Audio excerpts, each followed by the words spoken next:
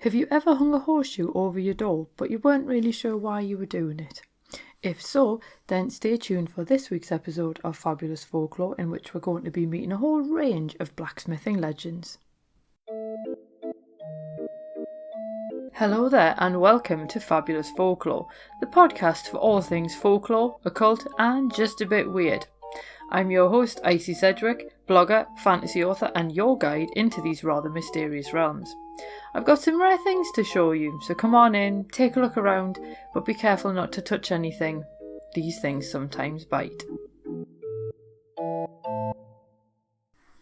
Well, hello there and welcome back to Fabulous Folklore with me, your host, Icy Sedgwick. We are finally into May. Unfortunately, it's only the 2nd and not, but basically the date is going to be on Monday, because then I could have said May the 4th be with you, but that's just me showing my geek credentials. This week we're kicking off Maker Month, and the original plan was to do a different kind of craft every week. And as I was doing the research on Blacksmiths, I realised there was so much that I'm going to have to split it into 2 episodes. So in this episode we're going to have a look at blacksmith legends and folklore and things like that, but then next week we'll have a look at the blacksmith gods, so I thought it made sense to kind of separate them that way.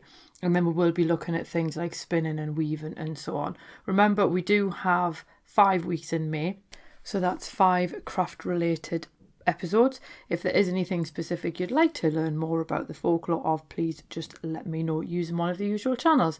There is quite a lot to get through though, so I'm just going to cut the introduction here and let's get on with this week's episode.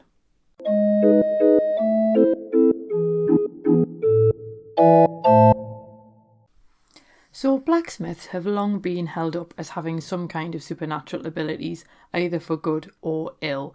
It's not really surprising if you ever actually watch a blacksmith at work. I'm quite lucky to know one, so with the help of the witty smith in Sunderland, who I highly recommend once we're all allowed out to play again, with his help I've been able to make both a candlestick and a magic wand, so I am aware of how both fiddly, hard and time-consuming the process can be, but it does look pretty magical when you watch someone taking a lump of metal, heating it up and then turning it into something else.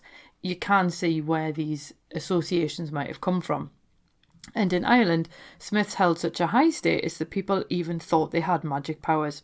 Notice that I say smiths, because the term does refer to metalwork and it then further breaks into specialisms like silversmiths, blacksmiths or coppersmiths in the Middle Ages. But obviously we're focusing on the blacksmith. And it does seem prudent to start with the oldest story about smiths, and that is the tale of the Smith and the Devil. So back in 2016, folklorist Sarah Gracia da Silva and anthropologist Jamsid Tehrani created a family tree. And they were uncovering the origins of fairy tales, and there's a big long article which explains what their process actually was. It is quite fascinating. The link is going to be in the show notes below, because I don't want to waste time talking about that when we've got the stories to get into. So for our purposes, this is where the tale of the Smith and the Devil came from. It was one of the 76 story motifs that they identified as part of their research. And they could actually trace it all the way back to an oral tradition that actually emerged during the Bronze Age.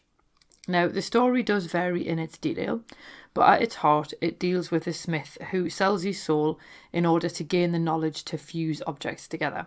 Sometimes he sells it to the devil, sometimes it's a jinn, sometimes it's even death himself. In either way, the supernatural being upholds their end of the deal, but the blacksmith then tracks back on that particular deal. And he then uses his newfound power on the devil, or whoever the being is, to weld him to the ground, which, that's thanks for you.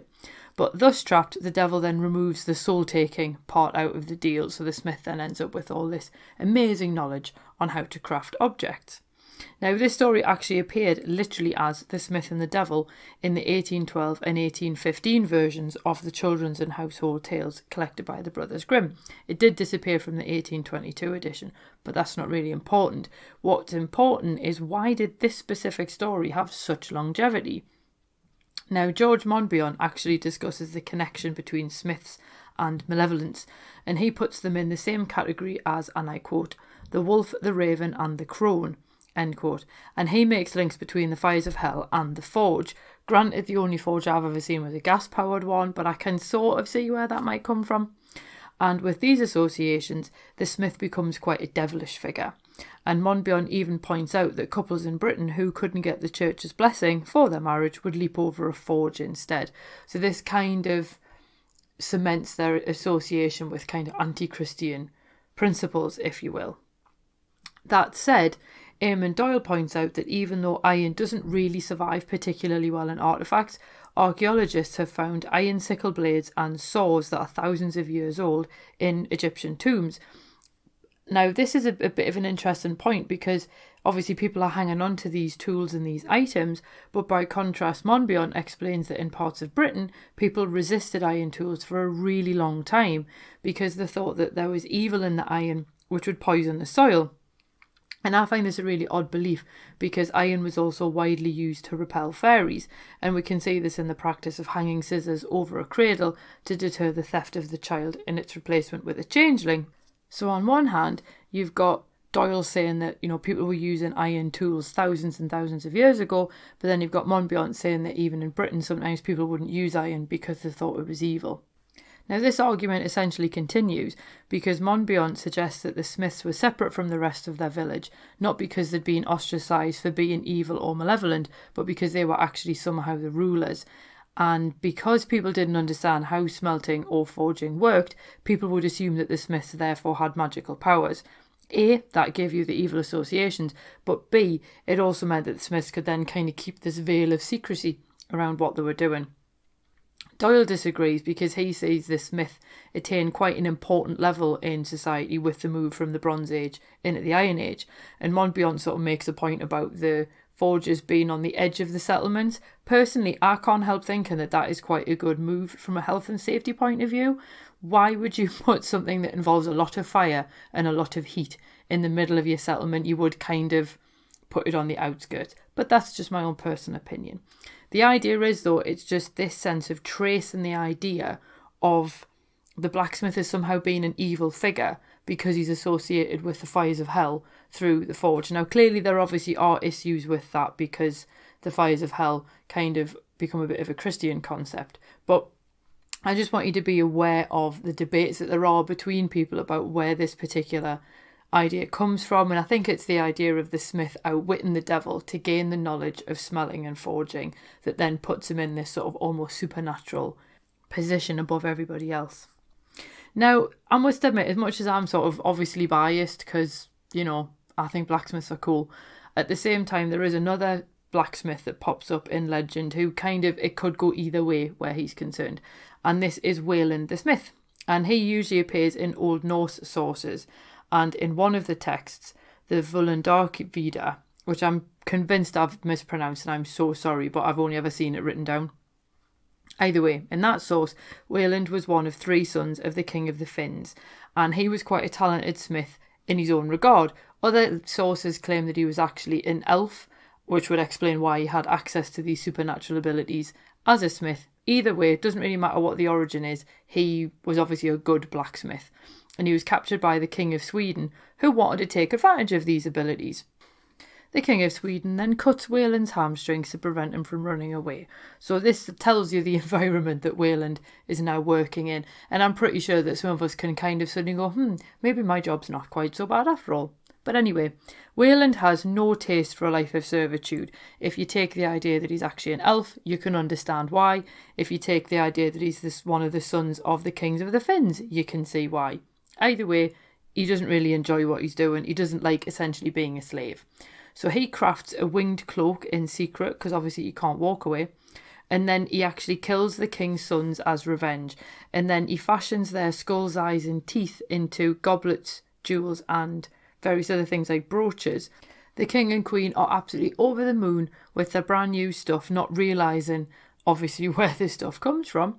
And then eventually Wayland ends up drugging the king's daughter because the king has given the daughter a ring that once belonged to Wayland's wife, if you can follow this. So Wayland rapes the daughter while she's unconscious and then escapes using the winged cloak that he's already made.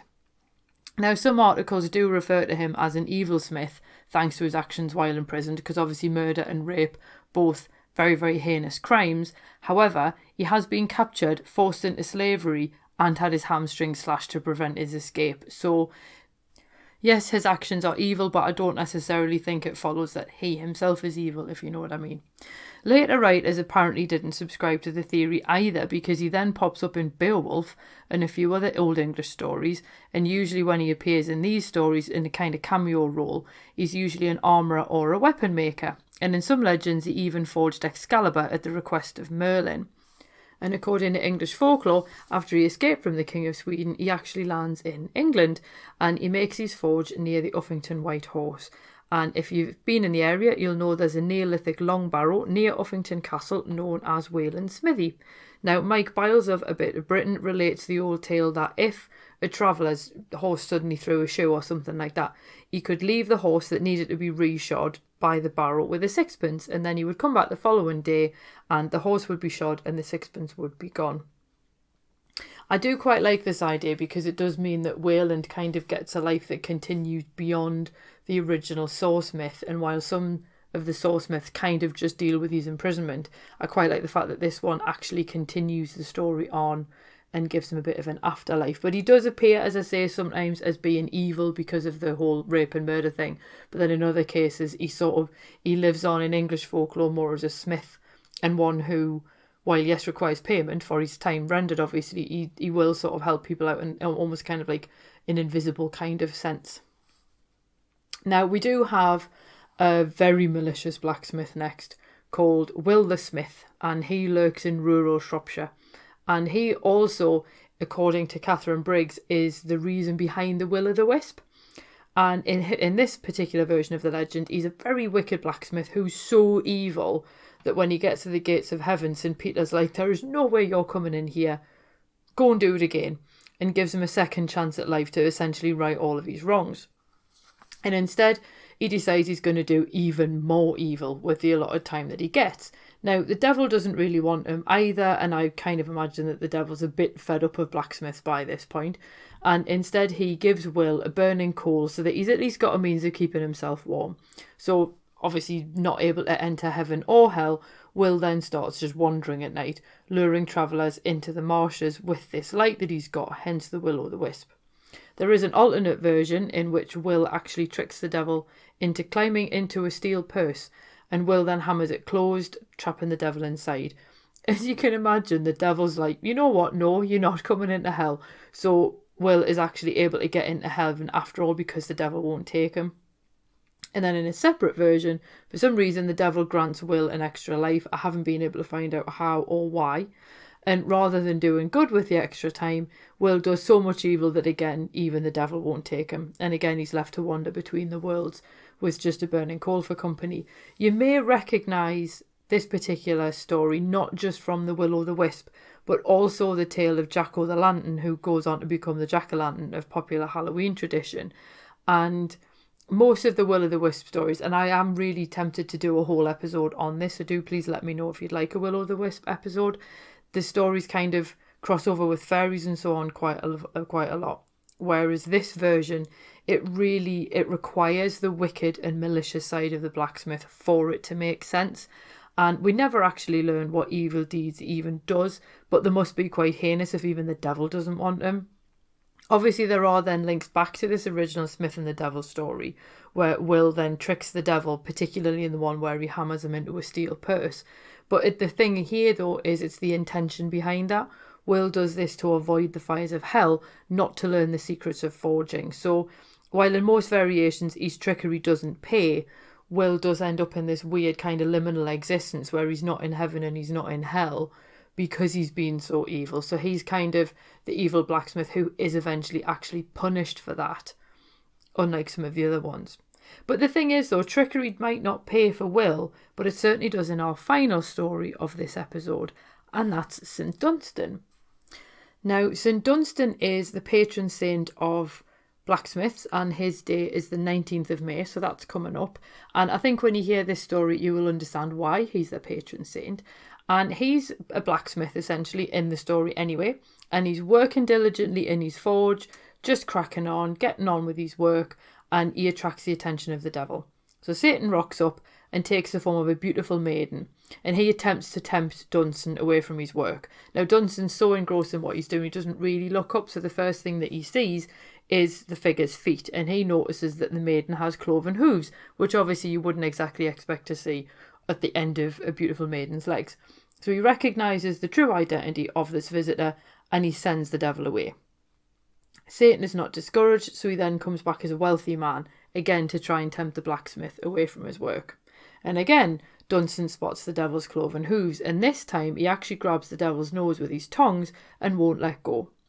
He even manages to nail horseshoes to the devil's hooves and won't remove them until the devil promises to leave Blacksmiths alone. And again, I find this particularly interesting because if you think about the idea that you can repel fairies with iron, the fact that if you then hammered iron horseshoes to the feet of the devil, I imagine that would probably not be particularly pleasant for him. So obviously it is quite a huge punishment that Dunstan then inflicts on the devil. And obviously the devil, not enjoying this, then promises to leave Blacksmiths alone. And I think this is why that makes me sceptical about the idea of people not wanting to use iron in case it poisons the soil. Because I think, well, why if you're then also using it to repel the devil? But anyway, St. Dunstan also extracts a promise from the devil that not only will he leave Blacksmiths alone, he also won't bother anyone who hangs a horseshoe over their door. So it's quite a simple way to protect your home. Incidentally, if you are interested in weird folkloric ways to protect your home, I do have a free guide of 5 folkloric ways that you can protect your home, which you can sign up for in the link underneath this episode. I won't try and sell you anything either when you sign up. It's literally just, I thought it was a fun read. So if you're interested in home protection in a folkloric style, then please feel free to hang that out. But anyway, thanks to St. Dunstan, Smiths now basically had the diabolical secrets of smelting and forging, which he essentially extracts from the devil while he's got him pinned down with the horseshoes. And then ordinary people also had a means of protecting themselves from the devil with the horseshoes. So, as I say, it's kind of hardly surprising that St. Dunstan is the patron saint of blacksmiths now. Now, in terms of whether blacksmiths are evil or not, I'm kind of inclined to go with the not, but as I say, I am personally biased, and I do think that the tale of St. Dunstan does it fits with the Smith and the Devil stories in the sense of obviously the encounter between the two, but because he's tricking them in order to help save other people, I think again its intention is often the key part of these stories as much as what people actually do. And I do also quite like the idea of Wayland continuing to hang out next to Uffington Castle, shoeing people's horses if they leave their horse and their money behind. That's quite a nice idea as well.